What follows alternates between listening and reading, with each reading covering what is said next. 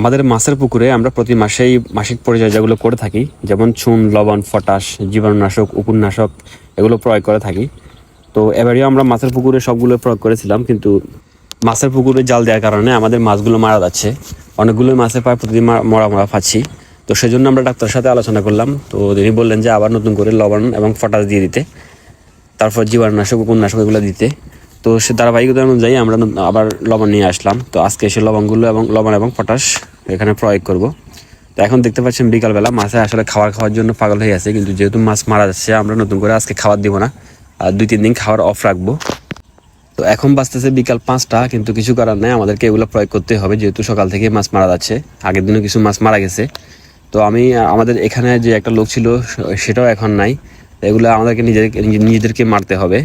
তো আমি আমার এক ফ্রেন্ডকে নিয়ে আসলাম এগুলো একসাথে, যাতে আমরা এগুলো মেরে দিতে পারি এখন বিকালবেলায়। আর এটা মারতে মারতে আমাদের হয়তো রাত হয়ে যাবে, তারপরে এটা মারতে হবে। আর আপনারা জানেন লবণ যে কোনো সময় দেওয়া যায়, আর পটাশটা আমরা এখন দিতে চাইছিলাম না, তারপরেও কিছু করার নাই, যদিও দিনের বেলা দিলে ভালো হয়। তারপরেও আমরা একসাথে লবণ আর পটাশ দিয়ে দিলাম, যেহেতু মাছ অনেকগুলো মারা যাচ্ছে। আর যদি সত্যি আপনাকে কৃষি নিয়ে আগাতে হয় তাহলে টাইম দেখলে চলবে না। এখানে আপনি এখন 5টা বাজতে কাজ করবেন না, সেটা হবে না। তাহলে আপনার মাছগুলো এবং বিভিন্ন ধরনের ফার্মের কৃষি যে পণ্যগুলো আছে এগুলো আসলে টিকবে না, থাকবে না। তো আমরা প্রথমে একটা পাতিল নিয়ে নিলাম, আর পাতিলের মধ্যে কিছু পানি নিয়ে নিলাম। তারপরে লবণগুলো একে একে মিক্স করে নিলাম। লবণ প্যাকেটগুলো দাঁড়ানো ছোটো ছোটো, এগুলো খুলে এক একটা পাতিলটা যেহেতু অনেক বড় না, সেজন্য আমরা এখানে 4-5টা করে লবণের প্যাকেট মিক্স করলাম, 4-5 কেজি করে। তারপর এই পটাশগুলো হচ্ছে যে আমি ইংল্যান্ডের পটাশ, সেগুলো খুব ভালো পটাশ।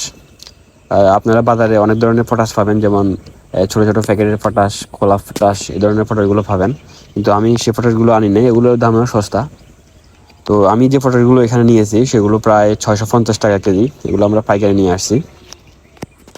তো এই পটাশগুলো ইউজ করলে ভালো রোগ প্রতিরোধ করে, তো সেজন্য আমি প্রায় সময় এই পটাশগুলোই মারি। আপনারা চেষ্টা করবেন পুকুরে ভালো পটাশ মারার জন্য। ভালো মেডিসিনগুলো পুকুরে প্রয়োগ করবেন, সেগুলো যেন ভালো ব্র্যান্ডের হয়ে থাকে, তাহলে তাড়াতাড়ি কাজ করবে। তো দেখতে পাচ্ছেন আমরা মারা শুরু করছি। মাছগুলো খাবারের জন্য লাফাচ্ছে, কারণ মাছকে খাবার দিই নাই আমি। যেহেতু আমাদের এখানে অনেকগুলো তেলাপিয়া আছে, প্রায় 17,000-18,000-এর মতো তেলাপিয়া আছে। আগেরও কিছু তেলাপিয়া ছিল 6 মাস আগের, কোয়ালিটি কোম্পানির তেলাপিয়া কিছু ছিল, আর সাদা মাছ তো আছে এই সাথে।